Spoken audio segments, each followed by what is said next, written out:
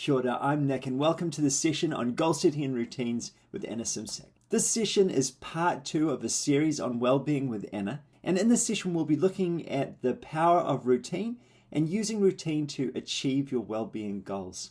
Opening this session together, Anna presented us with a quote. Here it is. I love it, and I'll tell you why I love it, and we're going through this. I work with our Olympians and Paralympians and these young kids, talent ID coming through the system now. And I think some of the young ones honestly think that it's going to take a magic bullet, a magic pill to get to the Olympics and do great things. But honestly, from all my years of working with our Olympians, including Sophie Pascoe, Hamish Kerr just won a high jump gold medal at the Olympics. The secret to their success is in the daily intentional habits and routines around their training. And it's actually very, very, very boring what they do. They get up, they prioritize sleep, they prioritize training, switching into athlete mode, they prioritize recovery, rest and recovery afterwards. And it's the little things that they do consistently that has made the difference. Sophie Pascoe puts a very, very, very high price on recovery after a training session. She'll be sitting talking to you and she'll go, right, I'm off. I've got a time restraint. I'm off to have a nap to do in between training, and then she's back again. So I love this quote and use it often when I'm kind of talking about time and energy management. I'm going to actually skip over this one, but essentially I just want you thinking about what is your desired outcome. And I'm not just talking to you about one dynamic of your life. It's your personal life, it's your professional life, it's your physical life. What are you doing around your desired outcomes, what you want, increased fitness? You've all got these beautiful challenges. What are your rituals? So what are you going to do to achieve it, and when and how are you going to sustain doing it? So I want you kind of thinking about that as we go through this session as well. So here's where I stop talking a little bit. I really like using with athletes because I'm quite a visual learner, and I find a lot of athletes are really visual.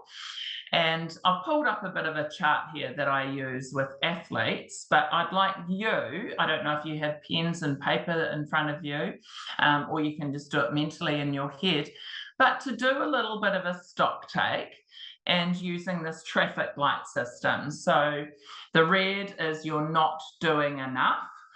The orange, or the amber, I guess, we call it RAG system, RAG, is you're just doing enough. And the green, you can call it what you want, consistently enough or good enough or added extras. So if you had to do a quick kind of stock take of what's going on in your world at the moment, and we can share it in a minute, but I'll give you a couple of minutes to kind of sketch through where you're sitting. So I've got a bit of an athlete thing here, time management. They're late to training, or late, you might go late to work, just enough you're on time to work, more than enough is you're always there early and ready to go, right before work starts. You might go through your nutrition, you might go through your sleep, you might go through your training, you might go through your recovery, your hobbies, time to yourself, connection with family, relationships, friends, children as well. So I'll give you a couple of minutes to do a little bit of a stock take of where you've put yourself in the red, the amber, and the green with components of your life, just as a starting point. Sorry, and I might have missed something there. What's SNC? Oh, sorry. For athletes, that's strength and conditioning. So their physical gym training. So yeah, I literally transpose this from an athlete kind of consult. So that might be your physical training, or gym training, or rehab work, or anything you want to put into your world.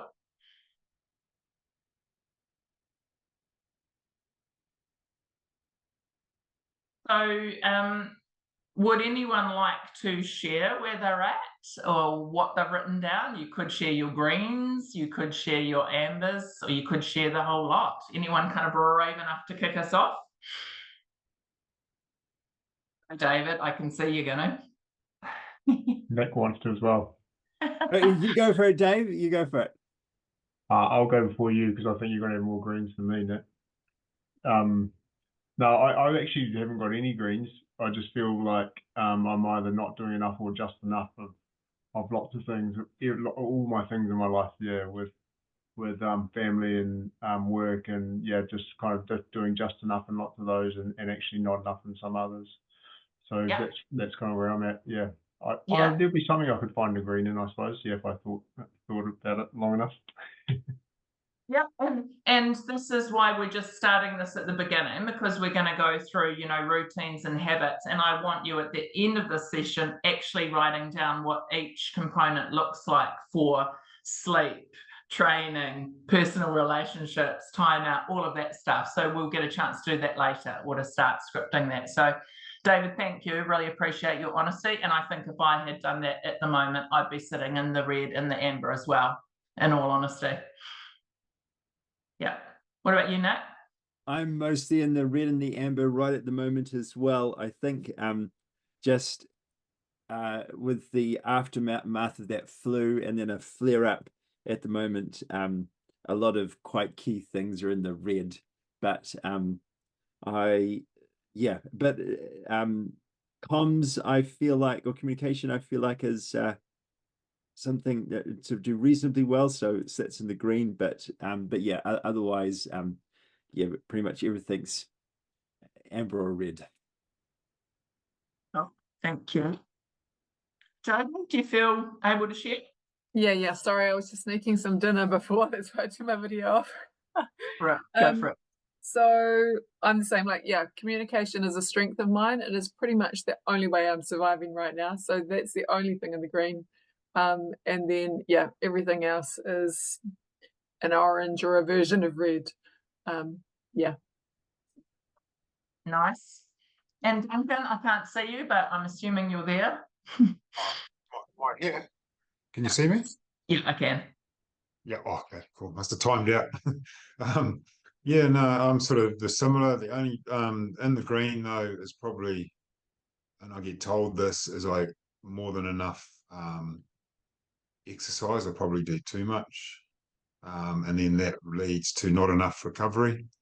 So, which I get told quite a bit. So, but everything else, yeah, is sort of, yeah, the red and the amber just sort of surviving on those. But yeah, I do have a bit of an overtraining problem, which is probably where my injuries come from. So yeah.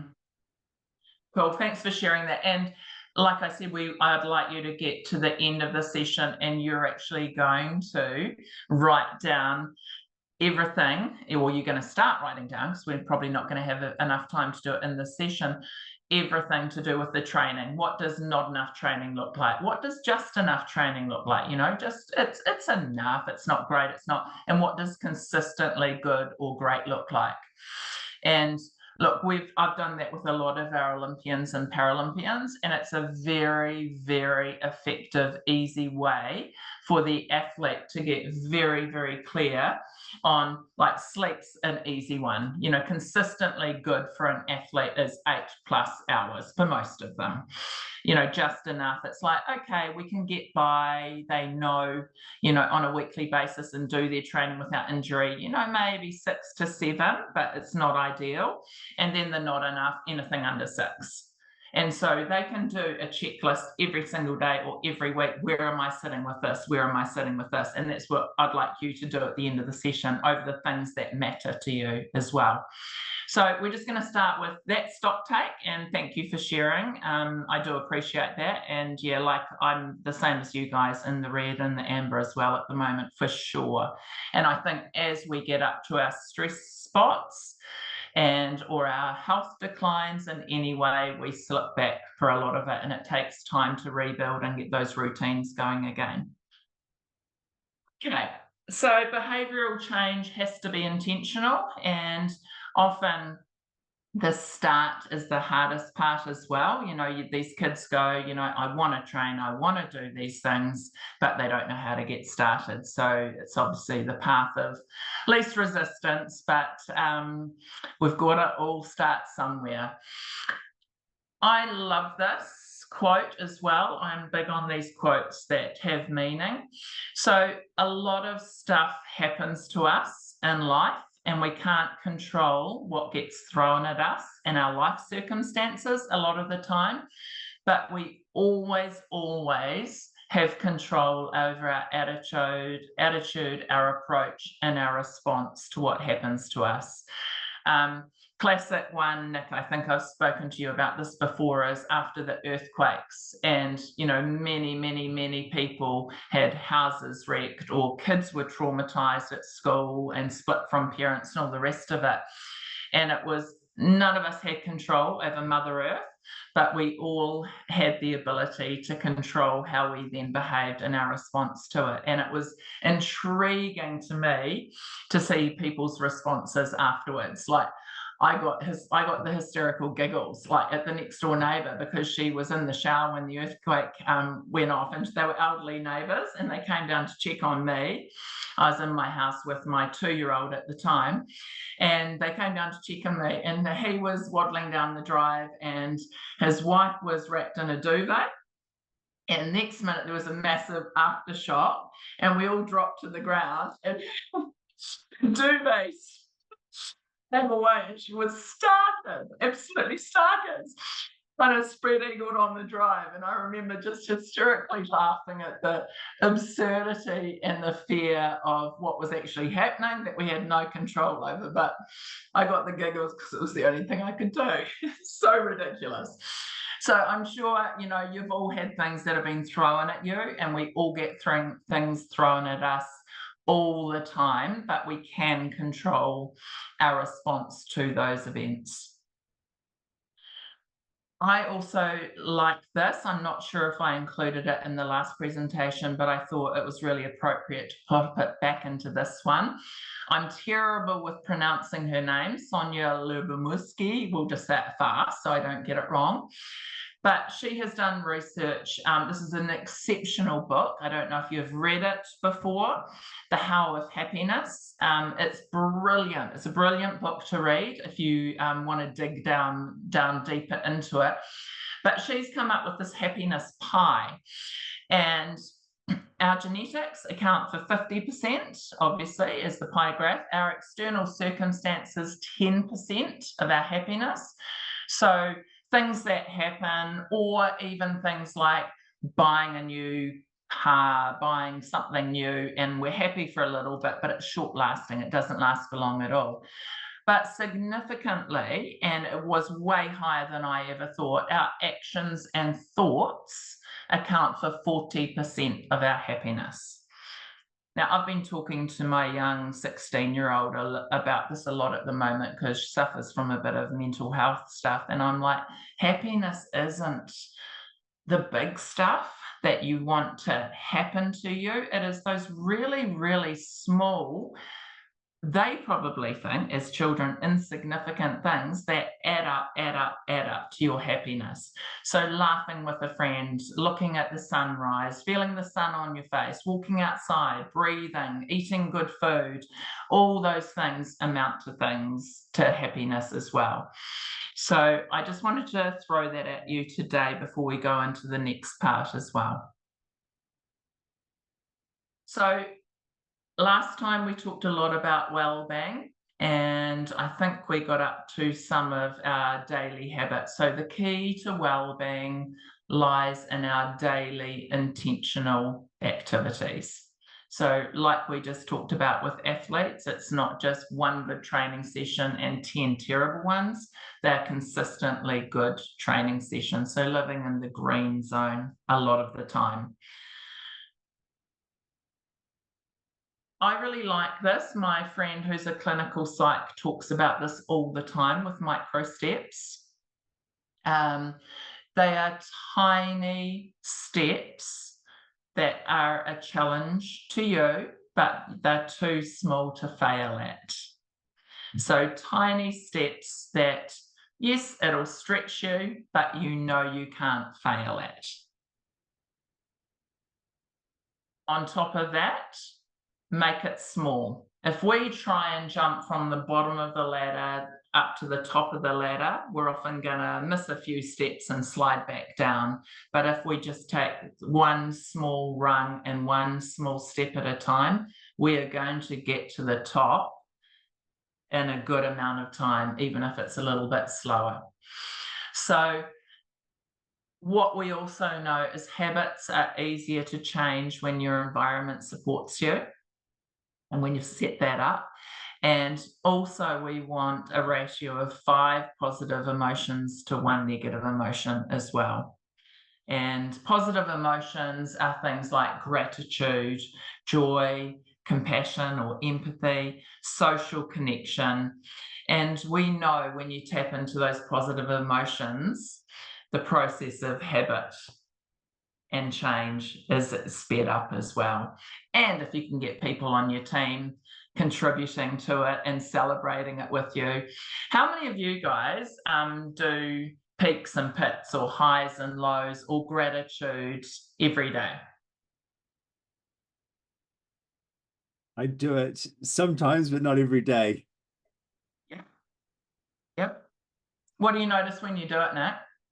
One thing which because after our chat like 18 months ago or something, I was doing a gratitude diary every day, and I think what really stood out to me that it was often actually really small things like a hug from Bex, and that was something that actually when I paid attention to it was actually a really significant highlight of that day, and so it didn't have to be these big things. Just there were lots of small things that were really meaningful still. Nice. What about you others? Do any of you practice gratitude or hunting the good stuff?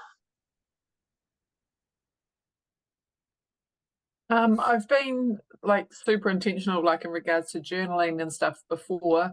Now I just kind of have a few habits that have actually been built around my going for my daily swim. So the cold therapy thing, I think just having something that I do, then on my drive there, I have a few, gratitude, thankful, and then, looking to my day, my week. So there's just things I think because I've got this, 7-minute drive, but it's been quite helpful having that time, and I use that, and so the gratitude's built in there. Yeah, that's perfect way to do it. Perfect. Yep. What about Duncan or David?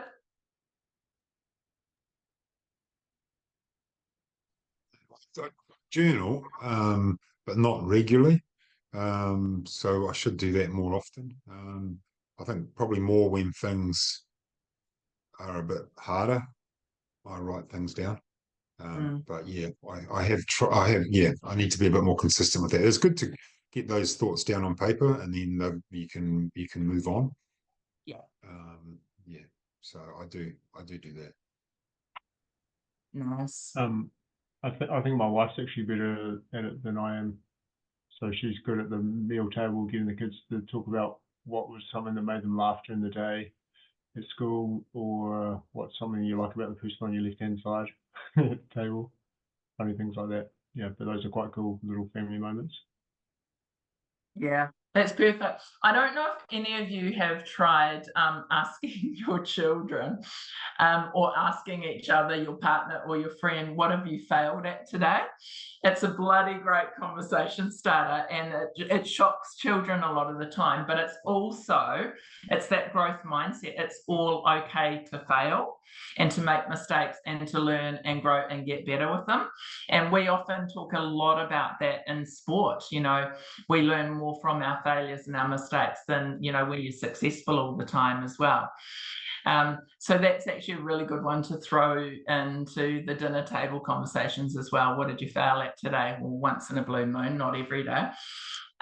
The other thing around gratitude is what I like about it is it doesn't need to take a long time. You can just, like Jodie said, you know, she can be thinking it in the car, and you can put it into your daily rituals and routines as well.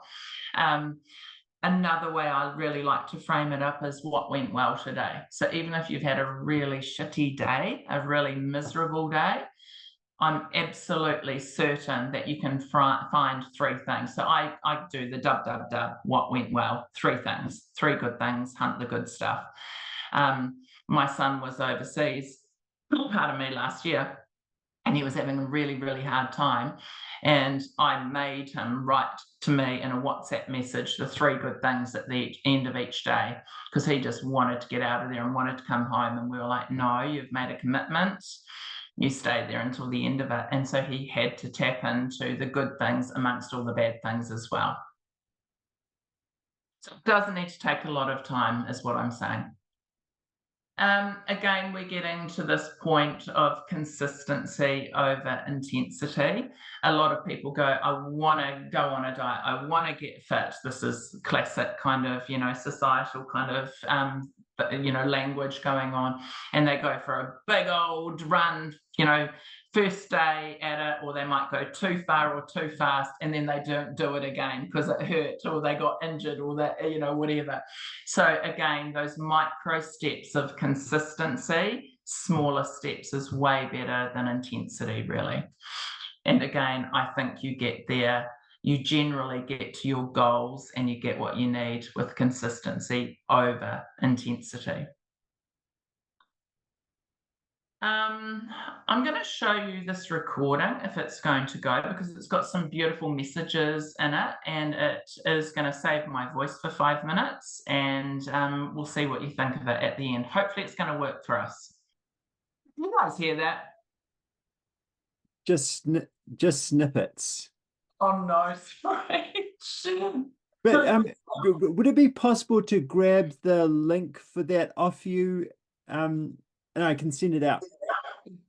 So did you get the idea of it's the small things and we've all got a choice? And he said it's about asking himself, is it moving towards where I want to be, or is it moving away from where I want to be? And you've probably all heard that quote, is this helping or harming, or helping or hindering me? It's a little bit like that as well, but it's around making choices around our habits and routines as well. What did you think about that, and do you agree?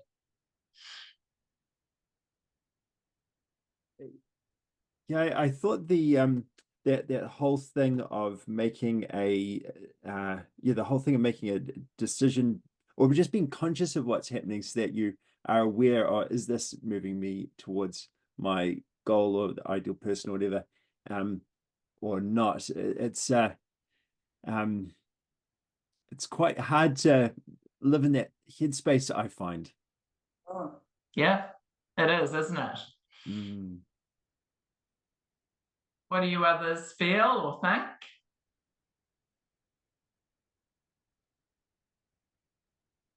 Yeah, I couldn't. Unfortunately, that sound wasn't really working too well, Anna. So I've got it written down. So I'd really like to watch it properly, because it looks really, yeah, I can see where they're going, but it'd be really good just to hear it. Absolutely. I'll send the actual vid to Nick, who can send it out anyway. It's done based around the health thing, soda and water, as a real American thing, probably more than anything, but it's around our daily choices around sleep habits, you know, reading. What I like is that, you know, a lot of kids don't read anymore as well, so 10 pages a day or 5 minutes a day. So it's those daily small things. We can all find 5 minutes in a day to read, but we often go, I'm too tired, I can't be bothered, I've got other things to do. So that was the kind of message behind it as well. Yeah, I'll get the video to you, but apologies for that. Don't know why the sound wasn't going. It was nice and loud and crisp and clear my end. So I'm going to introduce you. How many of you know the GROW framework? Have any of you used this in business, your professional life, or seen the GROW framework before? No? I really like it. It's an easy framework to start with, and I'm going to introduce you to it. Whether we go through it or not, you can again have the foundations to start going through it in your own worlds after this in your own time. But essentially, you start with G, the goal. What do you want to achieve? And you can put many goals in, you know, whether in your professional life, your personal life, your sporting life, you know, a challenge. So what is your goal? Define the goal, and we're going to go digging into that a wee bit later. The reality, so where are you right now? Again, if we're doing this with an athlete, I did this in a bit of a review situation with our tactics netball team recently, and they wanted to win the ANZ championship. Now, what did they want to achieve? Winning it. What was the reality? They didn't. So then we had to go through the options. What could they do moving forward, and what's the plan? What's the difference? So it's a really lovely framework, and I'll take you through it in a little bit more depth following this. So if you think again in your own head about a goal that you want to achieve, it can be a simple goal, it can be a complex goal, or it can be a series of goals. Just keep that in your head or write it down if you've got a pen and paper in front of you in terms of what is it, define the goal. And we're going to go into SMART goals in a minute. You probably all know about SMART goals, but exactly what are they? The S stands for being very, very specific. What exactly are you trying to achieve with this goal? Is it measurable? And how will you know you've achieved it? Or is it a vague one that you can't measure? Is it attainable? So is it enough to stretch you? So it's going to be a challenge and excite you a little bit? Or is it going to be too hard that you're going to kind of give up? It's going to be too intense and you're going to slide back down that ladder. Is it relevant? Is it going to contribute to your growth? And then what's the time when you want to achieve it by?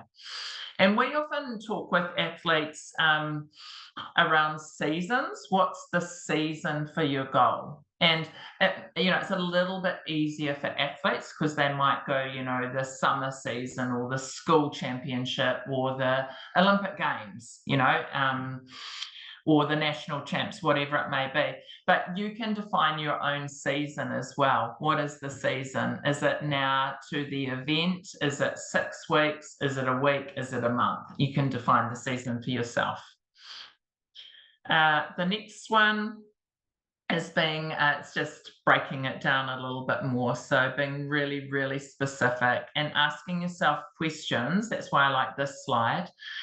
The 5 W's: who, what, when, where, and why around the specific nature of your goal.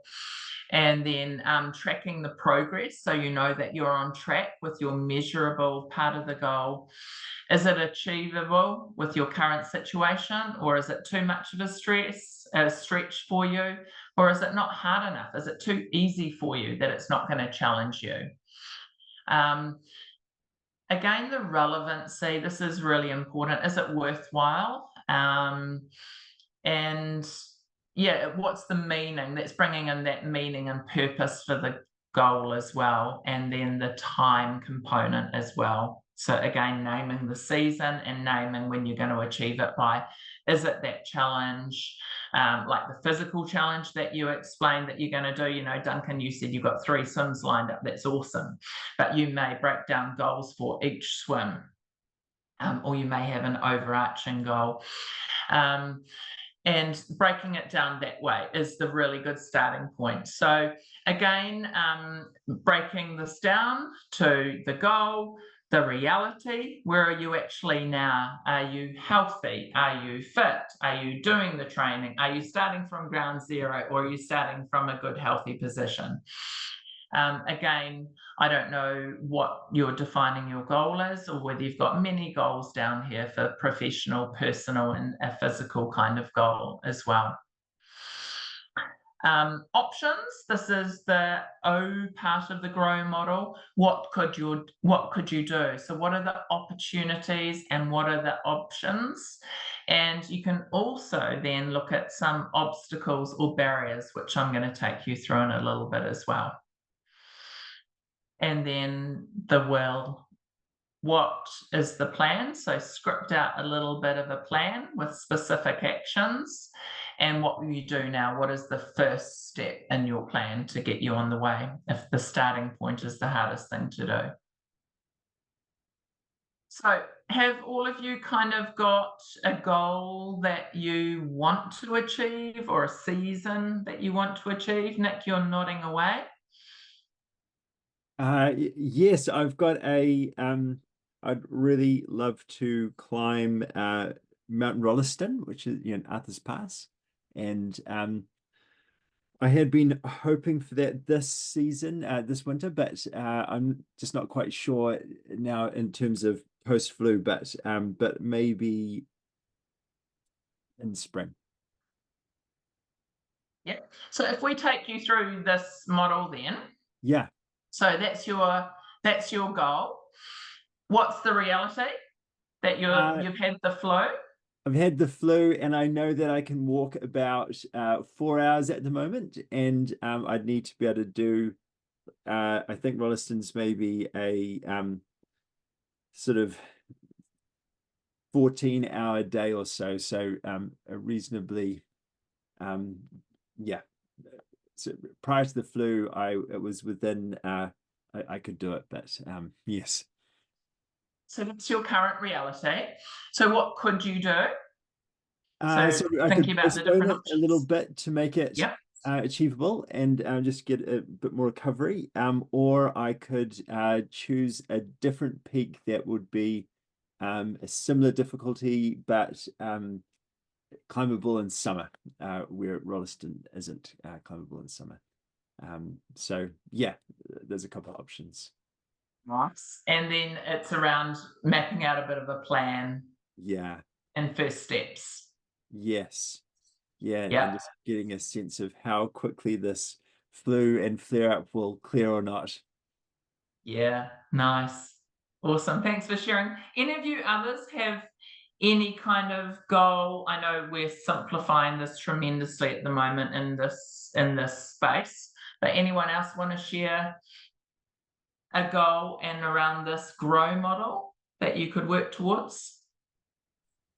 I guess with my move, and something that I've been working on in my personal life, is just keeping my peace.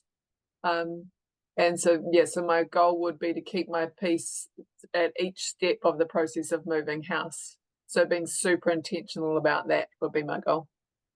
Wicked. And the current reality?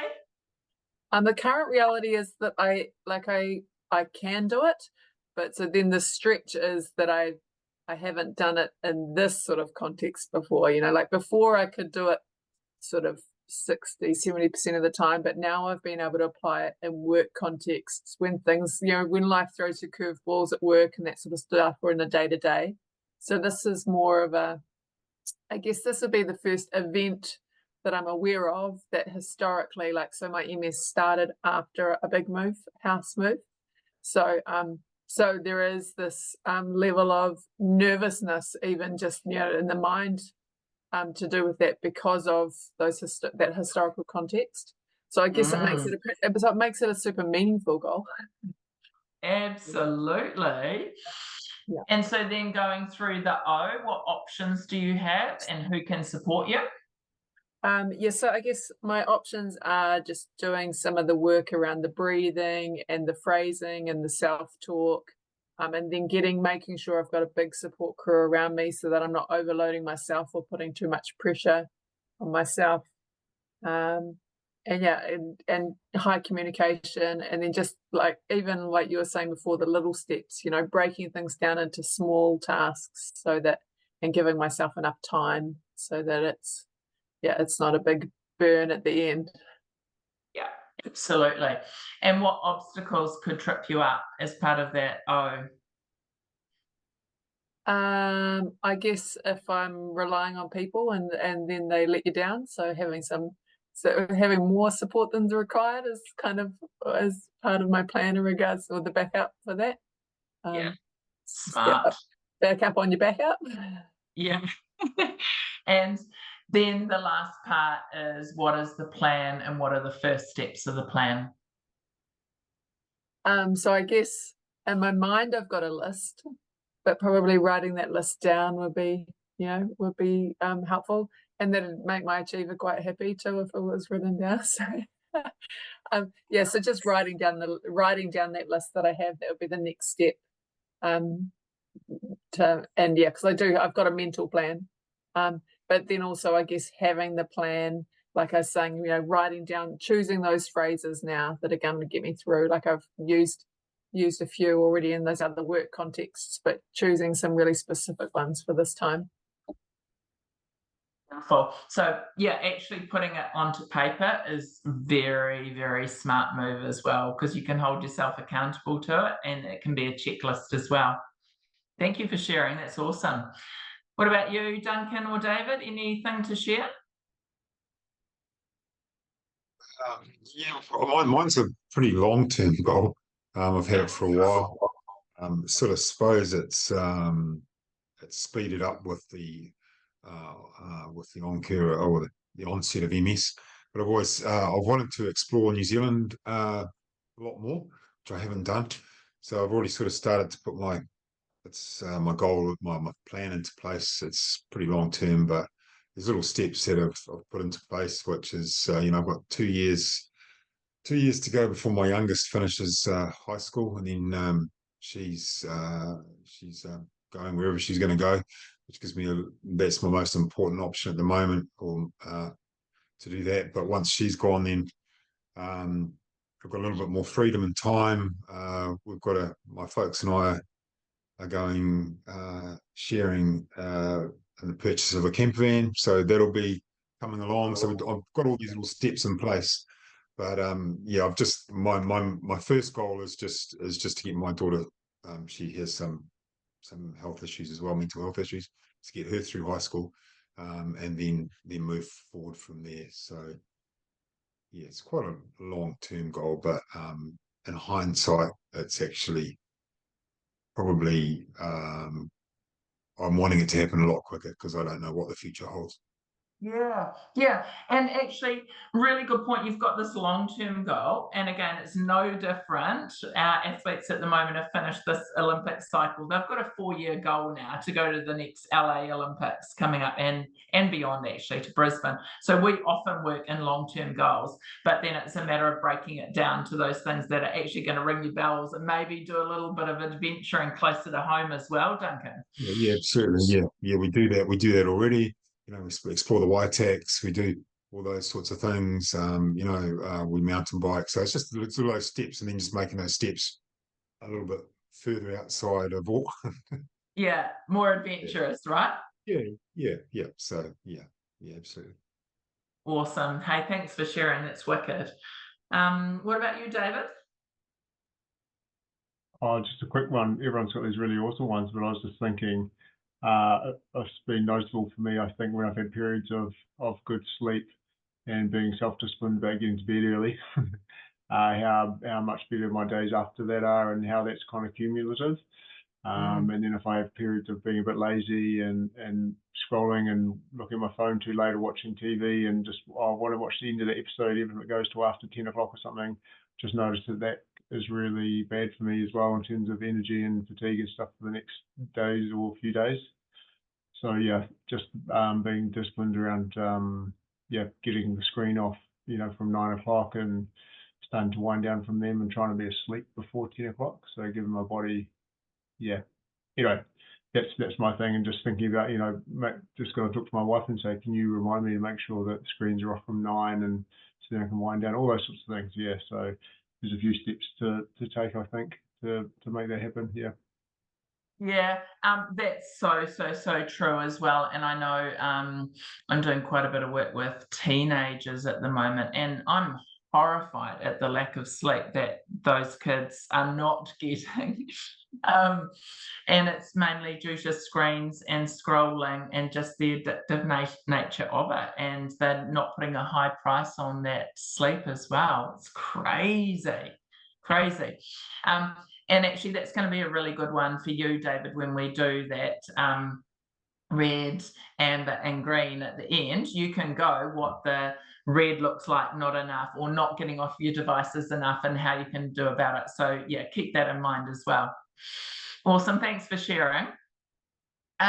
So again, you can think about it in the cycle. I'll send you the PDF of this as well afterwards, Nick, to share with everyone. But it's a really, really cool model to use in the workplace, personal life, goal setting, physical goals, all the rest of it. And you can kind of review, looking back at the goal, what was it? What was the reality? What was the options and opportunities, and what actually happened when you go over your review as well. So what I do a lot of with athletes when they talk about goals and they talk about their season, or, you know, training for nationals or Commonwealth Games, Olympic Games, or whatever, we talk about what are some performance barriers that could get in the way and obstacles to trip you up. So thinking about your own worlds, and this may be a silly question, but there's lots of things other than your physical health and our physical health that can trip us up. So let's have a wee combo. What could trip you up from achieving your goals? Some of you have already kind of gone into it. What are the things that could get in the way?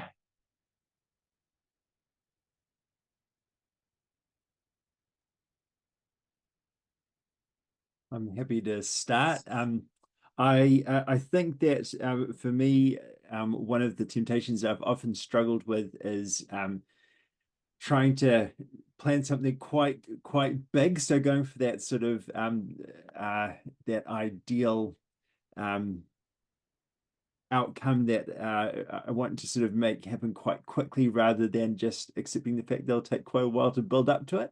And so then you get, you know, partway there and crash and burn. And so so I think for me, often that being overly ambitious then just completely gets in the way.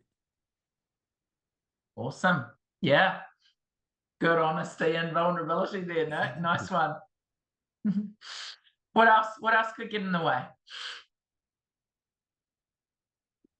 For me? Anyone. Oh, mine's pretty simple. I've got little kids and they can wake up in the night and just do my sleep. But that's one of those ones that's external to, you know, and how you deal with that is one of those things. Yeah. Yeah, I feel your pain. I had non-sleeping kids. None of them slept until they actually went to primary school. It just about destroyed me. Like, I feel your pain. Yeah. Duncan? Yeah, I think the biggest obstacle is myself more than anything. It's just, you know, the constraints of society and of what you think is right and wrong, and, you know, yeah, just having the courage just to go and do it, you know. Yeah. And that's probably and I find if I talk about what I want to do, then and share what I want to do, then I'm gonna have to do it. So so that's probably the biggest constraint is talking and never doing it. And that's a really, really good point. We often talk about with athletes, would you hire or fire your inner coach? That's that inner self-talk, the voice. And a lot of the time we would fire our inner coach. I'm talking from my own life now, but definitely when I was an athlete, you know, the critical, condescending remarks that you make and you give yourself all the time. So I would like you guys to think about that as well, because obviously negative self-talk bogs us all down at times and is a massive performance barrier in life. And I would like you to say, ask yourself, would I hire or fire my inner coach? And you want to kind of train the strong voice rather than the weak voice, and the positive talk rather than the negative talk.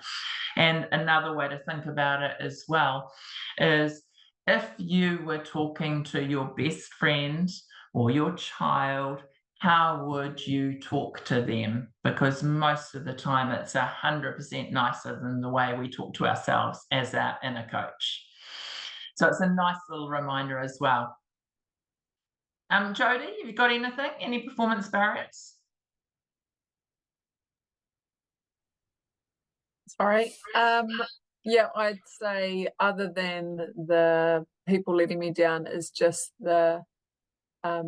is exactly what you're saying, the self-talk component of that, and just the pressure that self-talk puts on, which is unnecessary. Like, it's almost like, it has the tendency to catastrophize rather than just, hey, it'll work out, we'll be okay. Just which I think it'll be interesting actually, because it's been this whole year that I've been doing the swimming, the cold swim therapy thing. And the main thing I've learned out of that is to just do the one next good thing, that one good step in front of you. Like, in regards to, sometimes it's raining and it's windy and it's cold, and it's like, it's okay, I just need to put my togs on. And so just teaching, it's okay, I just need to get in the car. It's okay, I just need to get out of the car. And so literally breaking it down on a day like that, to this point where I'm like, rather than what I used to do, which is see the big thing, see the elephant and think I can never eat that elephant, learning to just do the next good thing. And so I'm looking forward to actually, seeing if that I can translate that in this context, and if that will actually mean that negative self-talk habit that I used to have, where I just look at the massive thing, if that's a part of my history and not a part of my future, I guess. And that's such a good reminder. You've just described micro steps right there as well. One good thing, one more step, what's the next good thing I can do? And another thing that's very, very important to do, and I think we all forget about this, especially if driven by goals, is not taking time to celebrate your small wins and the small successes. You don't, of course, you want to summit that mountain, Nick, and you want to do that, 14-hour walk and all the rest of it. But if you get out and you do a good walk and you're outdoors and you're moving your body, even when you didn't want to go, you need to take stock and celebrate the small win and the small steps. And I don't think we do that enough as a society either. So a really good reminder. That's why I like the daily gratitude, or the daily what went well, because you can celebrate the daily. So if we're talking about daily intentional habits, that's really, really good. But we need to celebrate the daily good things that you did really well as well. So I'd really encourage you to get into the habit of doing that, even if it's a mental stock take. As you're brushing your teeth at night, what went well today? Bang, bang, bang, 3 good things. Done. There's your habit done. I've just written a few other examples of performance barriers. Low energy, fear, low confidence, lack of focus, lack of trust in yourself or someone else or whatever you're doing. Poor time and energy management is a massive performance barrier for a lot of athletes. And poor work-life balance. I haven't got enough time, or excuses as well. A lot of people just make excuses. Or negative or pessimistic thinking as well. I worked as an athlete. I was very, very lucky to work with Gilbert Anoka. Do you guys know who he is? He's a mental skills provider, worked with the All Blacks for years. But I was lucky enough to have him when I was a young swimmer. And I always used to battle with that inner critical self-talk voice. And he had a beautiful strategy, and we use this a lot with athletes now, is if you are sitting there and you start to talk down to yourself, negative self-talk, and the first step is noticing it, so you're aware of it. And a really good analogy is seeing a stop sign or a red light in your head, and so you've noticed that you're talking negatively to yourself, you see a stop sign in your head. And if you can, I used to got long hair, I used to wear a lot of hair ties. You flick yourself with a hair tie as a bit of a reminder, like stop now, or flick your ear, or pinch your skin, or pull a hair, whatever it is, just to reinforce stop. That's a negative. I've noticed it, I'm aware of it, I've stopped the thought. And then you replace it with a positive affirmation or a positive thought. And that takes time to change that habit as well. But if you're not aware that you're talking negatively to yourself, you can't stop it, and you can't also put in a positive spin on it as well. So it's a really, really lovely, simple way that you can start to just notice your own self-talk, and especially the negative self-talk. So the next thing I'm going to cover is to create meaningful change, we need to devote time and energy to establish those rituals and routine that include the change that you want to create as well. So winning strategies, you've identified the goal, you've identified some obstacles, some performance barriers that could get in your way. The next step is kind of thinking around what are the winning strategies. So how can you overcome your performance barriers? You've all come up with some really good ideas there, and I'll just flick through some examples. Reflecting on your day, reflecting on what you did, reflecting and celebrating the small wins as well. Listening to yourself, listening to others, taking action, making a plan, doing your scheduling, developing skills or upskilling anything, asking for help. A lot of us are really not very good at asking for help. I'm really shite at asking for help. Finding a mentor or an accountability buddy, someone to just like check in with you, especially if you're wanting to do something on a daily basis. Creating a vision, exploring your resources, and that's that.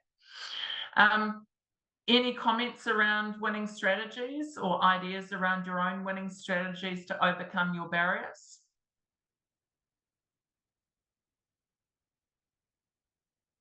One thing which I have found really helpful is sort of creating that vision, and I suppose kind of alongside that a little bit of visualization, and that has been really helpful in that that whole dilemma of, you know, is this thing that I'm about to do or doing, is that going to help me or hinder me? By sort of keeping so I normally sort of try and remind myself of my vision every day and do that visualizing every morning. But just sort of keeping it at the fore of my mind makes it really, well, I was about to say, makes it a lot easier. It's still quite hard, but it makes it slightly easier to sort of keep that focus of, is this helping or hindering? And yeah, but key to that is creating a vision. Yeah. The mind, eh? Yeah, and especially if you're a visual person, you know, I'm a massive believer in that whole visualization until it comes a reality. Yeah, nice. I'm conscious of time, so I'm going to move you towards the daily habits. You know, this is getting back, I think we covered this last time in Wellbeing. What are the non-negotiables that you need to be the best you can be on a daily basis, regardless of stress? Obviously you can't do it if you're not healthy or, you know, bedridden and all the rest of it, but we're going to be moving to that now. So again, I want you to, if you could, and we're not going to have enough time to do this in any great detail, but I'd love you to just do one or two things, especially around the goals that you had front of mind that we shared, or something that you want to do. But, you know, David, you gave a really, really good example of sleep. You know, sleep is a potential barrier for you. So if you're going to do sleep, what is not enough sleep? I've put here not doing enough, but really it's not enough, just enough, and consistently great is what I put really in those three areas. So again, not enough sleep is simply a number probably, or you might go bedtime routine, you know, you're on your device right up until 10 p.m. and you turn it off. That's not good enough, kind of thing. Just enough. You're off it 10 minutes before. So I'd love you to start doing the red, amber, and green around the things that will make a difference around your daily habits, routines, and rituals, keeping well-being and your goals in mind. So sleeping, nutrition, training, recovery, time to yourself, time with friends, writing those down, and actually you've got it. This is your roadmap for you to check in on yourself on a daily basis. And perhaps you can share it as a team, Nick. Check in an accountability buddy. How are you guys doing with your red, amber, and green? And share it, and you can check in on each other. It's a really good way to do it. Yeah, great idea. Thank you, Anna. Yeah, so I'll give you a few minutes to, get the ball rolling and start with this, because this is you mapping out what you're the only one that knows what's not enough, what's just enough, and what's consistently great.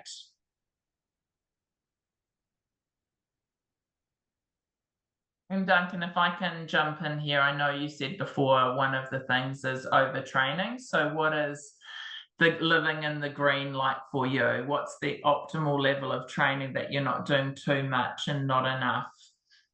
So that's probably the key for you as well. I suppose it's not so much it's overtraining with the body I've got now. Yeah, so which, if you looked at somebody who was you look at, I suppose everybody's vision of what their training is or overtraining is different. Whereas an elite athlete will be doing X amount of times a day, down to some people who maybe not exercise at all. But it's listening to my body, which I'm not good at. Yeah.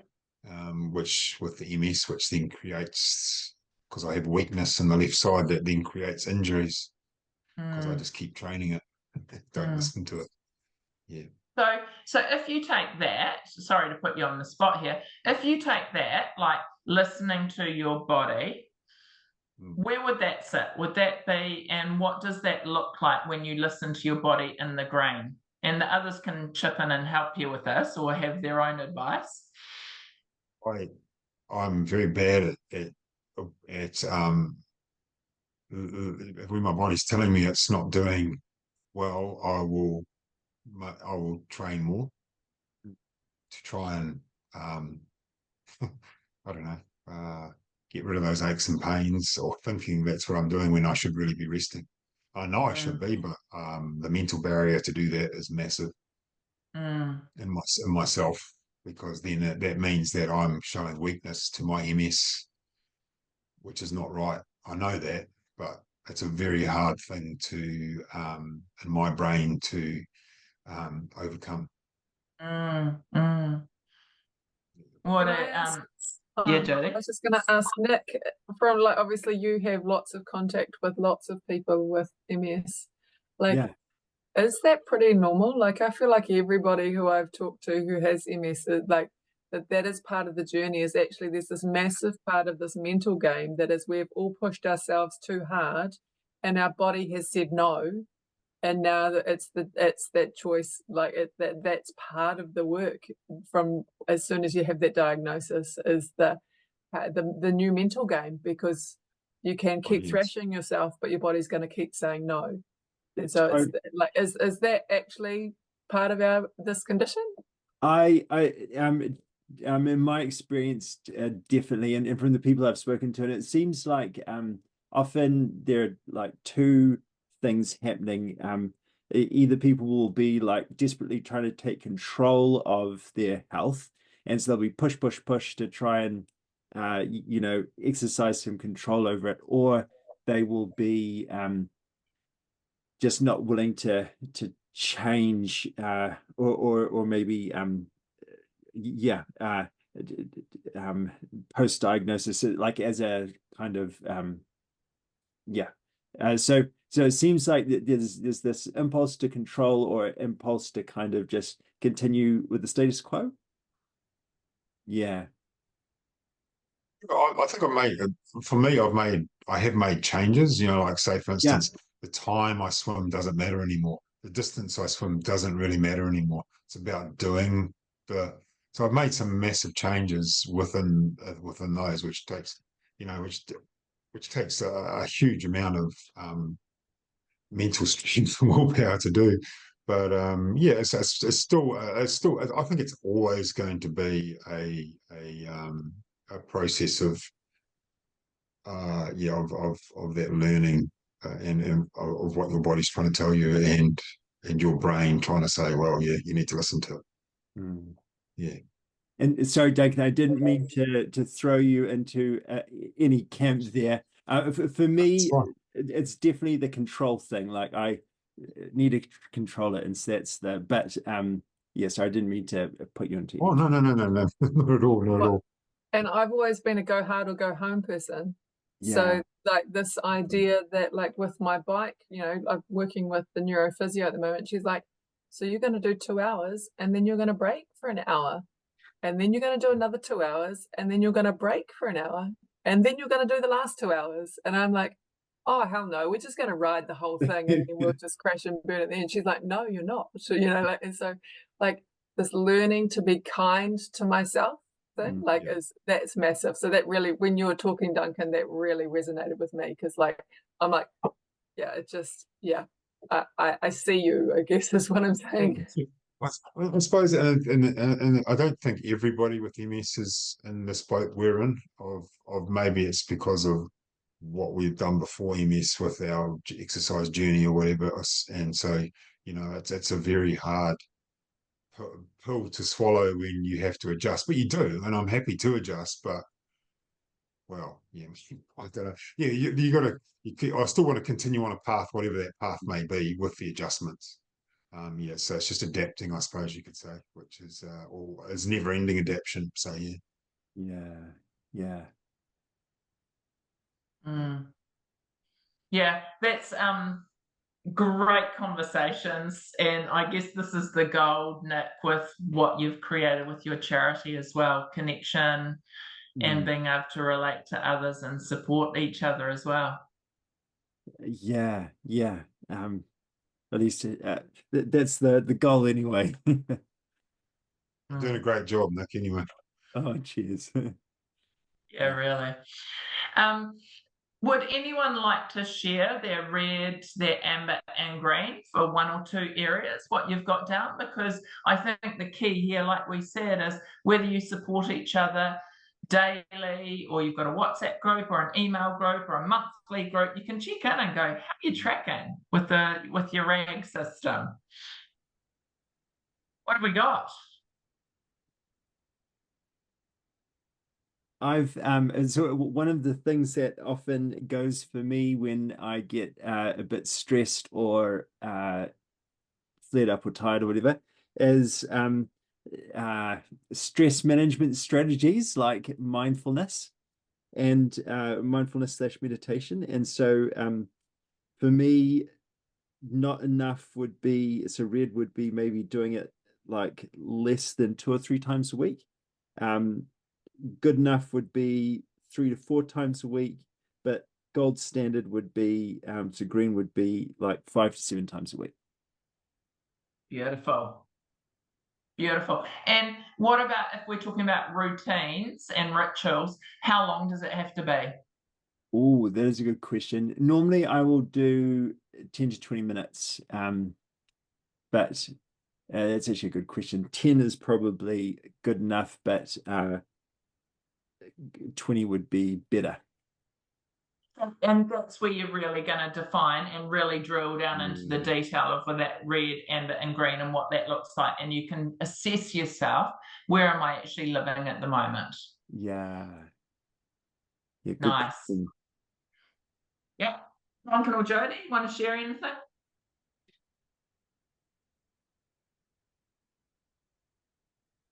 I did a couple of things. The sleep, just in hours. 6 is red, 7 is amber, 8+ is green. Number of bike rides a week. At the moment, I'm supposed to be doing 3 a week, so 1's not enough. 2 to 3 is just enough, and then the 3+ is, you know, is the green. And then in regards to kind of the keeping the peace thing, like thinking about my goal, not doing enough is like, I guess, entertaining that anxious or fearful energy, nervous energy. The just doing enough is like catching myself in that, and then refocusing and resetting. And then the green is, you know, not having any of that that nervous or fearful energy. Yeah, beautiful. I love that. You've drilled down into that really, really well. And so that's what I'd encourage you to do as well.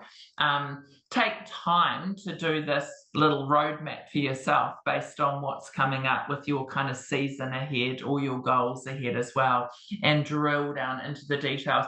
What I really like athletes to do is, it's good that they go sleep, 6, 7, 8 hours in those times, but then actually drilling down into what the sleep routine entails. Like for one of our Paralympians, he knew he needed to be living in the green, and his sleep routine was like a shower, feet up the wall, doing some mindfulness, and then he's got a strong faith, so reading the Bible before bed and no devices. So he had a very, very clear roadmap of his bedtime routine that was in the red and the amber and the green as well. And I really encourage you to do that underneath the sleep as well. Off devices, reading before bed, because often habits of reading and reading a hard copy book, I love to do that, and I don't know why I save it up for holidays. I don't know why. It's stupid, because I should just read for 5 minutes a night. I know it makes me sleep better and all the rest of it, but I save it all up. So I need to do this as well. Duncan, what about you? Sort of recovery was one of my key ones, which is not doing enough is having no days recovery, and then just enough is probably 1 day, and then consistently doing enough is actually listening to my body and resting when it says rest. No matter whether that be 1 day, 2 days, or 3 days, it doesn't really matter. It just has to be a consistent, just be very mindful of how I'm feeling. So that one, and then I do like journaling, and I have sort of started. I only really started that. I tried all the listening to apps and stuff like that. It didn't really work for me, unfortunately. My mind goes too far all over the show. So yeah, journal. So but I don't journal every day. I find I just journal when I can, but not enough is probably once every couple of months, and sort of just enough is once a month, and consistently doing it would be once to twice a week, which is what I need to get back into, because I just find that really helpful. Yeah, perfect. And what I was going to say before about the sleep thing, again, my clinical psych friend, she talks about how everything interacts from, the minute we wake up in the morning, our sleep cycle is getting us ready to sleep at night. And I don't know if you guys are aware of this, but it's around getting outside into natural light within the first 15 minutes of waking up. And that's starting our, sleep, our eyes and our brain tuning in for sleep later at night. She also talks about holding off coffee, and I'm a morning caffeine fiend, but holding off coffee for an hour after wake is also very helpful, because coffee has like a life and a half in our system. And then at the other end of the day, when we're settling into our sleep routine, if we can, making our houses as cave-like as possible. So not these big overhead lights and big bright lights, but turning off, like that's like our bedside lights or fairy lights, and making it as cave-like and those down lights as possible, rather than the sun. Caves, sun, cavemen went to sleep when it was the sun went down and it was all dark and rose with the birds. And we often are living in houses with bright fluorescent lights as well. So I'm constantly going around my house at night, turning off all the big overhead lights in almost semi-darkness to try and get the brain settling into sleep zone as well.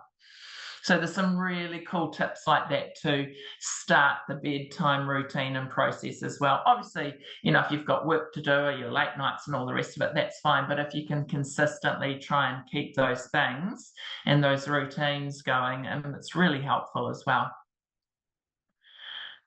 That's pretty much me. I would really encourage you to continually check in on this, check in on each other, have an accountability buddy, especially the ones on this call, check in on each other, see how you're tracking with it, share your red, amber, green with each other, so you can go, how you tracking, how are you going, where are you living, are you in the green, are you in the amber, you're in the red, because you did a bit of a stock take at the beginning around it as well.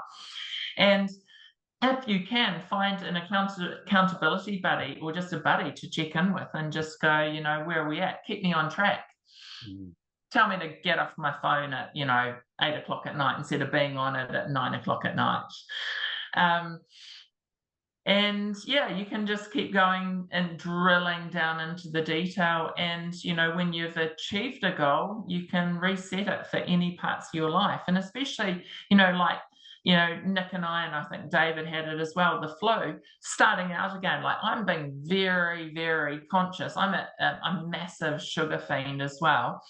I've cut out sugar since I've been recovering from flu, and I'm like, this is not serving me very well at the moment. So I'm on this massive health kit now, and not eliminating sugar, but cutting down on sugar and trying to go back to that real raw food. So it's a really good kickstart actually after when you're getting back on the horse after recovery as well.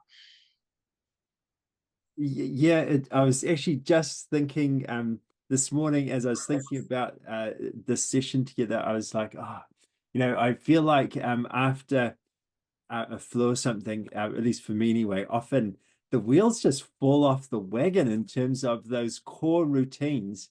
And and so it's quite a good reset, isn't it, to sort of rethink the routines and what's serving well. Yeah.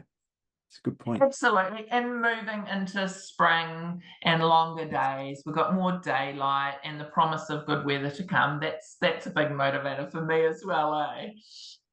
Definitely. Yeah. I just want to sum up with this. I always like kind of summing up, going, what is one thing that you will do for yourself from here? One small micro step that will make a difference to you.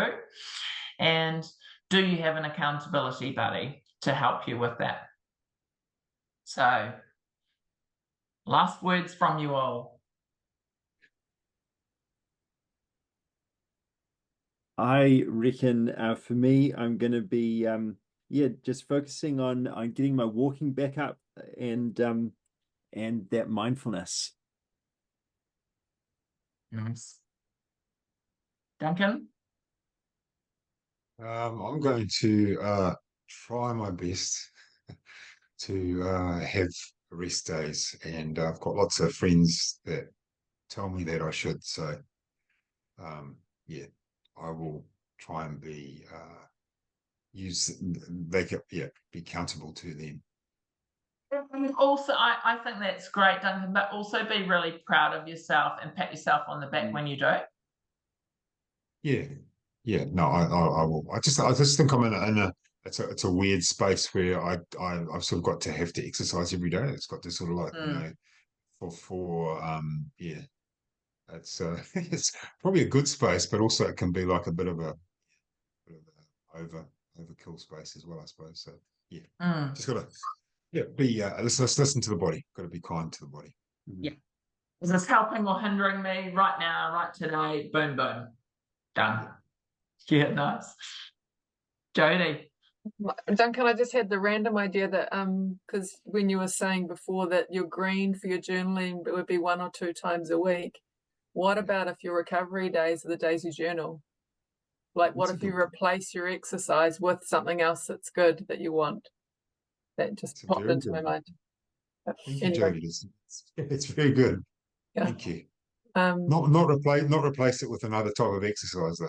yeah, no. Or exercise your wrist. Yeah. Yeah. Again. And your brain. That's right. Yeah, That's right. I love Um, that. The power of team, man, and the Yeah. thinking. It's awesome. So I guess I'm definitely going to write down, like, because I've got this mental list, so I'm going to put it on paper. That was something that came out of tonight, is that actually that will serve me really well to get that out of the brain and on the paper. And then the other thing was with the keeping my peace is actually choosing some phrases, so they've got them at my disposal for those moments where I feel that energy starting to change. That actually I've already, like, rather than being there and being like, oh no, what, to actually be super intentional and write those phrases down now. Such a good plan. Such a good plan. Yeah. I really appreciate you guys sharing where you're at, where you're going, your routines, your rituals, and being open and honest and vulnerable with where you're at and how you're going to go about it. So I wish you all the very, very best with the next period of time. I'll stop sharing as well so I can see you all properly. And it's been lovely to see you all online and connect again. And thank you, Anna. It's just been fantastic, and just really appreciate all of your your insight and your wisdom, and just bringing that to us is just wonderful. So thank you. And I'm sorry for the broken link earlier and the later finish. So yeah, sorry about that. No, Send you the thanks, video. Anna. Yeah. Thanks, Anna. That was awesome, mate. It's probably really motivated me as well. So just to try and be better to myself. So yeah, really key things. Really appreciate that. It was really awesome. Thank you. No, awesome. And honestly, it's not rocket science. It's just making it work for you and your lifestyle and reevaluating and reflecting. Yeah. Thank you. Yeah, it was awesome, Anna. I just want to thank you for, like, pausing and getting us to do the activities at the time as well. Like, so often you go along to a workshop or something and they give you all this amazing stuff and then you think, oh yeah, I'll do that later, I'll do that at home, and you never do it. So just really appreciate your style and that we actually had those moments and then that we fed back, because like I learned so much from listening to everybody else as well. So yeah, so thank you. You're welcome. And the power of team, though, connecting, being a little bit vulnerable and honest. A lot of people are quite, and again, online's not my ideal format as well. I'd much rather be connecting with you guys in person, but hey, we're all over the country, so this is the best we can do.